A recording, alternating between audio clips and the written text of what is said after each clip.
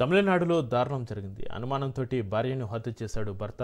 తిరునెల్వేలి జిల్లా దర్వే ప్రాంతానికి చెందిన బాలమురుగన్, శ్రీప్రియ దంపతులు. వీరికి 2 పిల్లలు ఉన్నారు. అభిప్రాయ భేదాలతోటి శ్రీప్రియ కోయంబత్తూరులోని ఒక ప్రైవేట్ హాస్టల్లో ఒంటరిగా ఉంటూ ఉద్యోగం చేస్తోంది. అయితే బాలమురుగన్ బంధువు ఇసక్కిరాజ్ అనే వ్యక్తితోటి శ్రీప్రియ సన్నిహితంగా ఉన్నట్లుగా బాలమురుగన్కు తెలిసింది. ప్రియతో ఉన్న ఫోటోను ఇసక్కిరాజ్ వాట్సాప్ స్టేటస్లో పెట్టుకోవడంతో ఆగ్రహానికి గురైన బాలమురుగన్ శ్రీప్రియ ఉంటున్న హాస్టల్కి వెళ్లి ఆమెను కత్తితో నరికి తర్వాత భార్య మృతదేహంతో తీసుకున్న ఫోటోను వాట్సాప్ స్టేటస్లో పెట్టాడు. మృతదేహాన్ని స్వాధీనం చేసుకున్న పోలీసులు బాలమురుగన్ను అదుపులోకి తీసుకున్నారు.